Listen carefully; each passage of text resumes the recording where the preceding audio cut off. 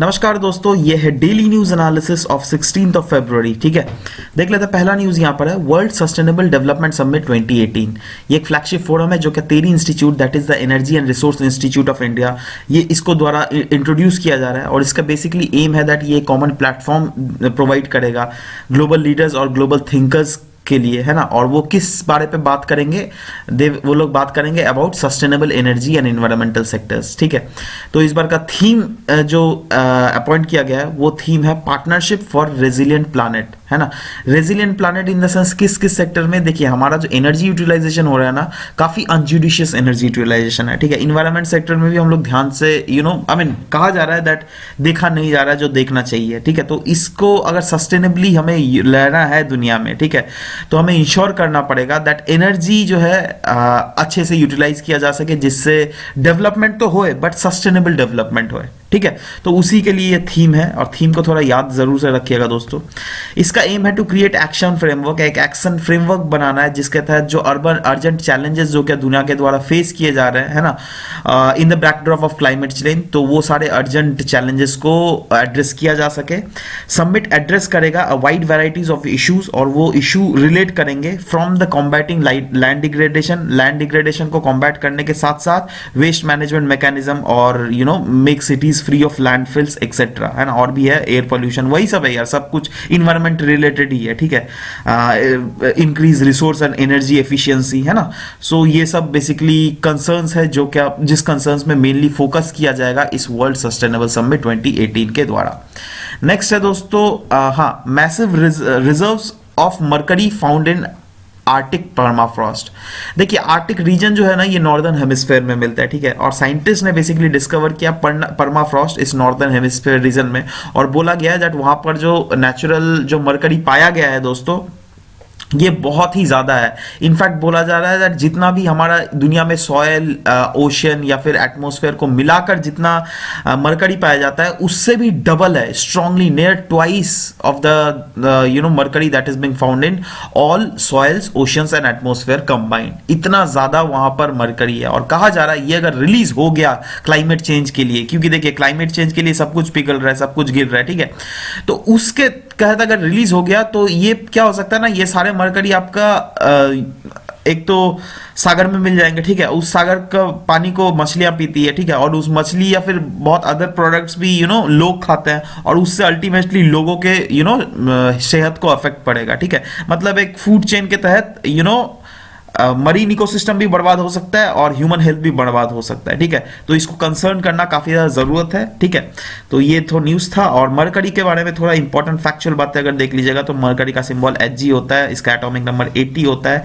ये एकमात्र metallic element है जो कि लिक्विड रहता है स्टैंडर्ड कंडीशन ऑफ टेम्परेचर और प्रेशर में। ध्यान दीजिएगा, मैं बोल रहा हूं ओनली मेटालिक एलिमेंट। ठीक है, बट दूसरे अदर एलिमेंट्स भी अगर देख लीजिएगा नॉन मेटालिक, उसमें ब्रोमीन भी आता है, और ब्रोमीन भी आपका अगर स्टैंडर्ड टेम्परेचर और प्रेशर कंडीशन देख लीजिए उसमें लिक्विड कंडीशन में पाया जाता है। ठीक है, तो ये सब कुछ फैक्चुअल बात है, आपका science and technology related questions भी बन जाएंगे इससे। And it is relatively poor conductor of heat. अब ध्यान दीजिएगा, मैं बोल रहा हूं रिलेटिवली पुअर कंडक्टर, मतलब बैड कंडक्टर नहीं होता है भैया, है ना। ये भी हीट कंडक्ट करता है बट पुअर कंडक्टर है हीट का। ठीक है, और इसके अगर एप्लीकेशंस देख लीजिएगा किस किस सेक्टर में इसको यूज किया जाता है, थर्मोमीटर बनाने में, बैरोमीटर, मैनोमीटर, है ना, स्पाइगो मैनोमीटर, बाप रे क्या क्या नाम है, ये तो मैंने पहली बार सुना है ना।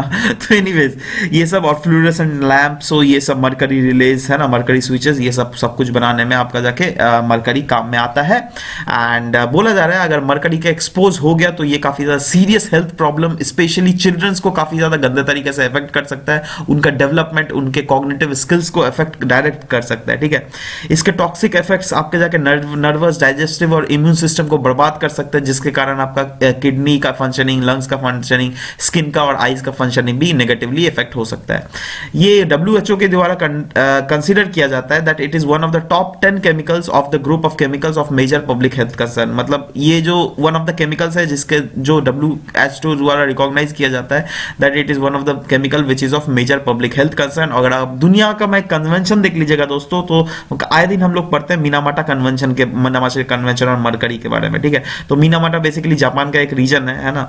जापान में 3 आइलैंड है, होकाइडो, होन्शु, क्यूशु, शिकोकू, ठीक है। तो होन्शु क्यूशु के आपका जाके वेस्टर्न रीजन में ये मिनामाटा बे है, ठीक है। तो वहीं पे क्या होता है ना, बहुत सालों पहले सॉरी, है ना, वहां पर एक्चुअली इंडस्ट्री रिलीज के कारण उधर काफी ज्यादा मरकरी फैल गया था और वहां से मरीन इकोसिस्टम भी बर्बाद हुआ था और लोग भी काफी ज्यादा नेगेटिवली इफेक्ट हुए थे। तो इसलिए मिनामाटा कन्वेंशन ला गया था, जिसके तहत बोला गया था दैट ग्लोबल कम्युनिटी जो है दोस्तों, ये मरकरी रिलेटेड जो माउंटिंग प्रॉब्लम्स हो रही है दुनिया में, तो उस प्रॉब्लम को एड्रेस करेगी और इस सिचुएशन को वर्सन होने से रोकेगी, है ना। नेक्स्ट है अटल भूजल योजना। ध्यान दीजिएगा, अटल भूजल से आपको पता चल ही गया होगा, कुछ ग्राउंड वाटर रिलेटेड होगा, ठीक है। सो वैसा ही कुछ है।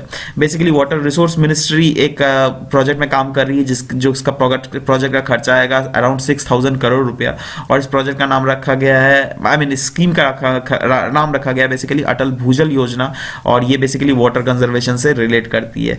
इस स्कीम का एम है दैट एफिशिएंट मैनेज किया जा सके अवेलेबल वाटर रिसोर्सेज को, और ये रिसोर्सेज को मतलब एफिशिएंट मैनेजमेंट कैसे किया जा सके, कम्युनिटी मैनेजमेंट के द्वारा, क्योंकि बेसिकली फोकस रहेगा दैट लोकल पीपल को इन्वॉल्व किया जाए इस स्कीम के अंडर में, और बेसिकली उसे नॉलेज दिया जाए, और इन्फेसिस मेनली रहना चाहिए दैट ग्राउंड वाटर को कैसे ज़्यादा रिचार्ज कर सके और उसका एफिशिएंट यूटिलाइजेशन हमारे द्वारा किया जा सके।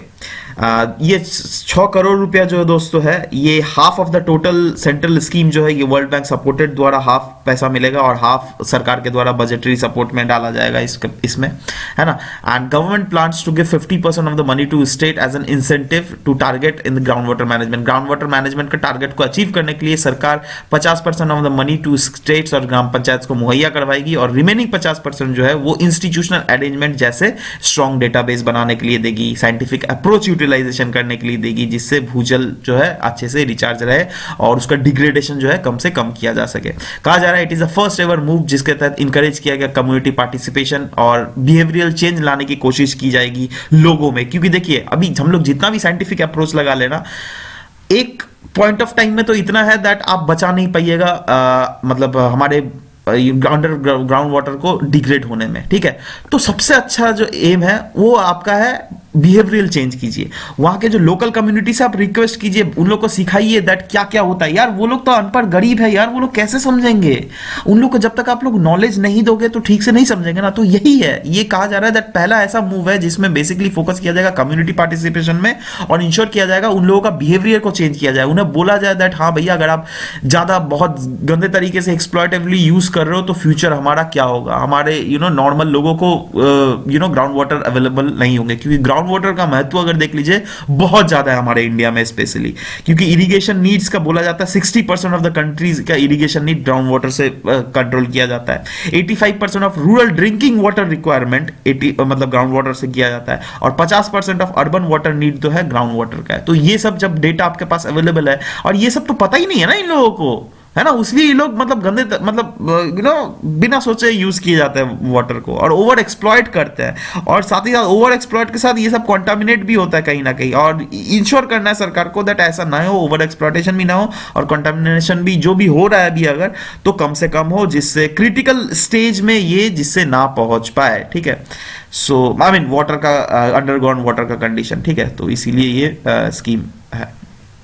नेक्स्ट है दोस्तों एंटी डंपिंग ड्यूटी। पहले तो इसके बारे में बता देना चाहता हूं, तब इसके बारे में जैसे बताऊंगा तो आपको समझ जाओगे एंटी डंपिंग ड्यूटी होता क्या है। ये देखिए, ये है आपका चाइना, ठीक है, ये है इंडिया, है ना।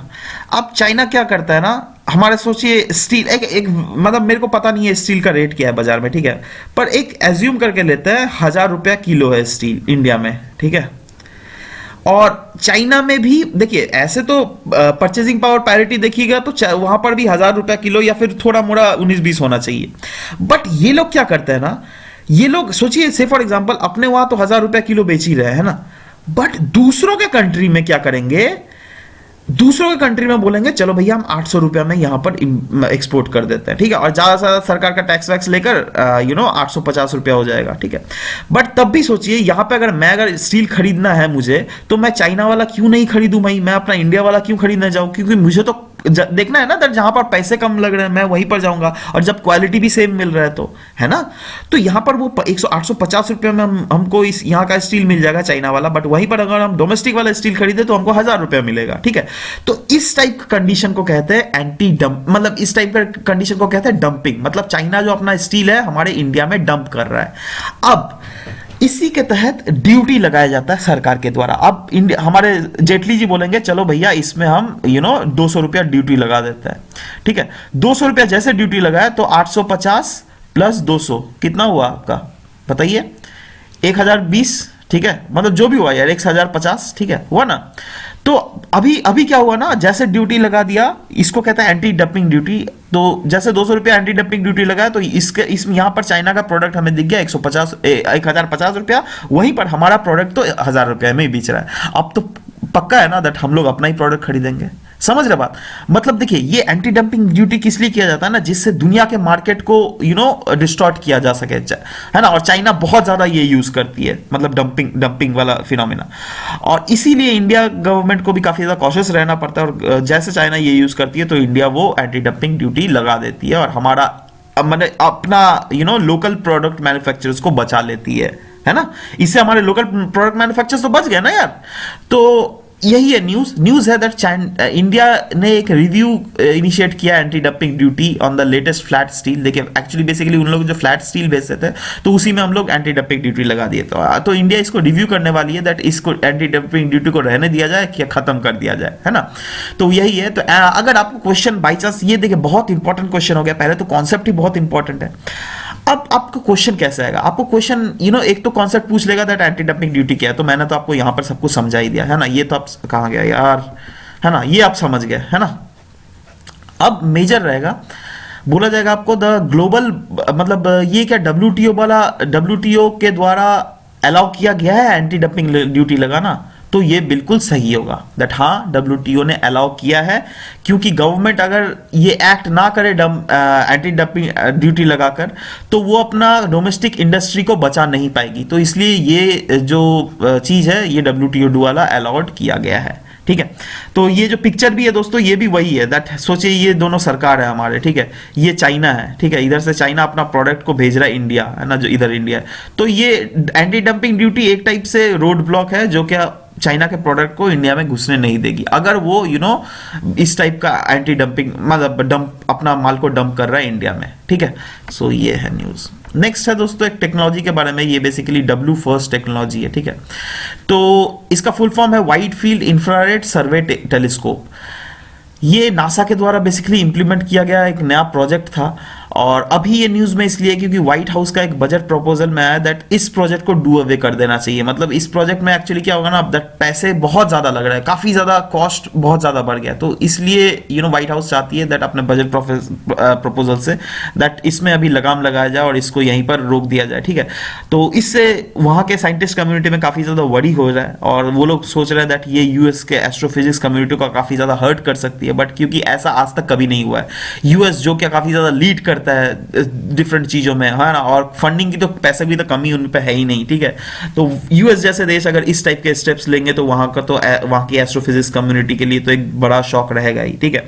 सो वही शॉक लगा है बेसिकली। एंड ये वैसे जो ये सर्वे टेलीस्कोप है दोस्तों, ये कहा गया था दैट ये around mid of 2020 that is around 2025 के आजू बाजू लॉन्च करने को सोचा गया था, है ना। अभी तक एग्जैक्ट डेट नहीं निकला था बेसिकली। और ये नासा का एक अलग फ्लैगशिप स्कीम था अलोंग द हबल स्केप telescope, Chandra X ray technology, James Webb space telescope. तो इस टाइप के फ्लैगशिप स्कीम जो नासा के द्वारा चलाया जा रहा है, तो उसी के संदर्भ में ये WFIRST भी एक अलग से स्कीम था, जिसका मेनली काम था that essential questions that is dark energy, exoplanets या फिर इंफ्रारेड एस्ट्रोफिजिक्स के बारे में काफी बहुत ऐसी चीजें जो कि हम लोग नहीं जानते, ठीक है। तो उसी को बेसिकली एक्सप्लोर करना था, है ना। और इसका अगर वाइड फील्ड ऑफ व्यू देख लीजिए तो वो हबल टेलीस्कोप के रिस्पेक्टिवली 100 टाइम्स ग्रेटर है ना। इसका मतलब ये क्या कोई भी स्काई के चीजों को, फिनोमेना को कैप्चर कर सकती है in the very less observing time, क्योंकि इसका फील्ड ऑफ व्यू 100 टाइम्स ज्यादा है, ठीक है। तो ये काफी एक अच्छा कैरेक्टरिस्टिक्स है। अब इतने सारे अच्छे कैरेक्टरिस्टिक्स है तो इसको पैसे तो इसमें खर्च हो गए यार, एक्सपेंडिंग कॉस्ट तो हो गई। बट एनीवेज ये जस्ट न्यूज था, और आपको जस्ट ये टेक्नोलॉजी के बारे में याद रखना, वाइड फील्ड इंफ्रारेड सर्वे टेलीस्कोप, है ना। नेक्स्ट भी एक साइंस एंड टेक्नोलॉजी का ही क्वेश्चन है, और ये है ESPRESSO इंस्ट्रूमेंट। ये इंस्ट्रूमेंट है क्या बेसिकली, देखिए यूरोपियन सदर्न ऑब्जर्वेटरी का जो वेरी लार्ज टेलीस्कोप है जो कि चिले में सिचुएटेड है दोस्तों, तो इन्होंने काफी सक्सेसफुली इंटीग्रेट कर पाया है light from all the 4 unit telescope जो क्या उनके इंस्ट्रूमेंट्स में लगे हुए हैं, ठीक है। तो ये देखिए, ये एक प्रोटोटाइप है बेसिकली, ठीक है। तो ये छोटे छोटे बेसिकली यूनिट टेलीस्कोप्स होंगे, ठीक है, और इस चारों के लाइट को इंटीग्रेट किया गया एक इंस्ट्रूमेंट के द्वारा जिसको कहते हैं एस्प्रेसो इंस्ट्रूमेंट, है ना। इसका फुल फॉर्म है HLA spectrograph for rocky exoplanet and stable spectroscopic observation.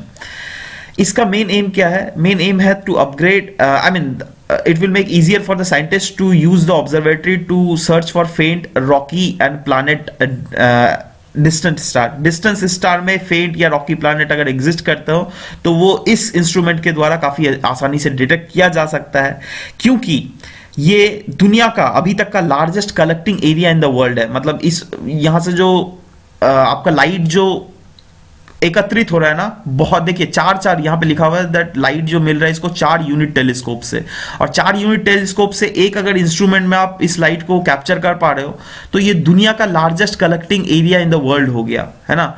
और इसी इंस्ट्रूमेंट का नाम है एस्प्रेसो। तो ध्यान रखिएगा ये एस्प्रेसो इंस्ट्रूमेंट क्या है, ये काम क्या करती है ना। बस इतना ही अगर पूछा जाएगा तो पूछा जाएगा। और ये किसका इनिशिएटिव है? तो यूरोपियन सदर्न ऑब्जर्वेटरी, ठीक है। तो ये सब कुछ फैक्चुअल बात है। वैसे शायद मुझे लगता है वो इंपॉर्टेंट है, शायद ही इंपॉर्टेंट है, बट एनीवेज यार कुछ भी यूपीएससी का ध्यान नहीं है, कुछ भी पूछ लेगा। Next is international conference on reconstruction of Iraq. दोस्तों आपको पता होगा दैट इराक वॉर और इंटरनल कॉन्फ्लिक्ट के कारण कितना ज्यादा बर्बाद हो चुका है इराक, ठीक है। आईएसआईएस को वैसे खरीद के भगाया बहुत जगहों से, बट अभी भी बहुत जगह में एग्जिस्ट कर रहे हैं वो लोग, ठीक है। वैसे अभी तो कोई इंसिडेंट ज्यादा देखा नहीं जाता आईएसआईएस का, तो ऑलमोस्ट ये लोग नलीफाई हो गए, है ना। और इंटरनेशनल कम्युनिटी का बहुत अच्छा रोल रहा है इसमें, है ना। तो एनीवेज इराक को रिकंस्ट्रक्ट करने के लिए बेसिकली कुवैती कैपिटल में, ठीक है, एक इंटरनेशनल कॉन्फ्रेंस ऑर्गेनाइज किया गया था जिसके तहत फंड रेज किए जाने थे, ठीक है। फंड्स को रेज किए जाने थे इराक के डेवलपमेंट के लिए, है ना। और इसके तहत वर्ल्ड बैंक एक मेजर कंट्रीब्यूटर रहेगा दोस्तों इस इवेंट में, इनफैक्ट कंट्रीब्यूट कर भी रहा है। और इसके तहत different several developmental vital projects carry out किए जाएंगे with the help of private sector, और ये सब इराक के रीजन में किए जाएंगे। और उस रीजन में बेसिकली स्पेसिफिकली रहेगा जो क्या वॉर या फिर कॉन्फ्लिक्ट से बहुत ज्यादा नेगेटिवली अफेक्टेड है, ठीक है। तो ये गवर्नमेंट दुनिया का एक स्टेप है बहुत गुड डायरेक्शन में। नेक्स्ट है loan agreement with new development bank. India ने बेसिकली साइन कर रहा है loan agreement new development bank के साथ, and that loan is of $10 million का लोन है ना। और इसको क्यों मतलब लिया जा रहा है दोस्तों, क्योंकि Rajasthan water sector reconstruction project जो कि डेजर्ट एरिया में है उसको फिर से रिवाइव करना है। बेसिकली देखिए इसका ऑब्जेक्टिव क्या है ना, दैट 678 किलोमीटर लॉन्ग जो इंदिरा गांधी कैनाल सिस्टम है वो देखिए कब बना था, 1958 to 63 के बीच में बना था, ठीक है। तो अभी बहुत पुराना हो चुका है और उससे काफी ज्यादा सीवेज देखने लीक होता है पानी, है ना, जिससे क्या वाटर यूज एफिशिएंसी जो है वो काफी ज्यादा घट रहा है ना। और ये डेजर्ट एरिया में हो रहा है, ठीक है। तो डेजर्ट एरिया तो बहुत ऐसे ही बहुत कॉज ऑफ कंसर्न है क्योंकि वहां बहुत ज्यादा पानी पीता है, ठीक है। तो इसीलिए दोस्तों इस चीज को देखकर बेसिकली ये प्रोजेक्ट साइन किया गया न्यू डेवलपमेंट बैंक के साथ, जिससे क्या ये फंडिंग अगर आ जाए तो ये सब जितने भी सारे प्रॉब्लम्स है उसको कंसर्न किया जा सकेगा। ये प्रोजेक्ट इम्प्लीफाई होगा 6 इयर्स के टर्म्स में दोस्तों, है ना। कहां गया, ओके कहां गया यार, हाँ, ये प्रोजेक्ट इंप्लीमेंट होगा 6 साल में, है ना। एंड कहाँ गया यार, ये समझ ही नहीं पा रहा हूँ एक्चुअली, नया यार ये मतलब टैबलेट खरीदा है तो इसका यूटिलाइजेशन ठीक से किया नहीं जा पा रहा है मेरे द्वारा, बट एनीवेज यार ट्राई करूंगा, है ना। तो 6 साल में इसको इम्प्लीमेंट किया जाएगा दोस्तों, और राजस्थान वाटर रिसोर्स डिपार्टमेंट इसको इम्प्लीमेंट करेगी, ठीक है। सो ये कुछ फैक्चुअल बात है। And regarding the new development bank उसके बारे में देख लेते हैं। ब्रिक्स डेवलपमेंट, ये इसको ब्रिक्स डेवलपमेंट बैंक भी कहते हैं क्योंकि BRICS states that is Brazil, Russia, India, China and South Africa के द्वारा इसको बनाया गया है। इट सपोर्ट्स पब्लिक और private projects through loans, guarantees, equity participation and other financial instrument, और इसका हेडक्वार्टर शंघाई में। तो ये सब कुछ फैक्चुअल बात है जो कि हमें याद रखना है, ठीक है। और ध्यान रखिएगा ये सपोर्ट करती है पब्लिक और प्राइवेट प्रोजेक्ट्स बेसिकली इन कंट्रीज में, ठीक है। सो ये कुछ बात थे ब्रिक्स बैंक के बारे में. सो या this was all about it. And regarding the economic survey guys, अगर आपने नहीं देखा है तो प्लीज़ देख लीजिए, है ना. नीचे में मैं लिंक दे रहा हूँ. And these are also the link I'll be giving in the comment section below. तो इसमें भी आप जा सकते हैं. Regarding the Telegram link guys, मैंने ऑलरेडी लेकिन परसों शाम को ही अपलोड कर दिया था इस टेलीग्राम लिंक में, और इसमें ऑलरेडी PDF अपलोड हो चुका है आपका जाके फरवरी मंथ का वीक 1 और वीक 2 का. ठीक है, तो अगर आपने ये डाउनलोड नहीं किया तो जाओ जल्दी डाउनलोड कर लो, है ना. सो चलते हैं, मिलते हैं दोस्तों नेक्स्ट क्लास में. Till then bye bye, take care and thank you for listening to this video guys. Thank you very much.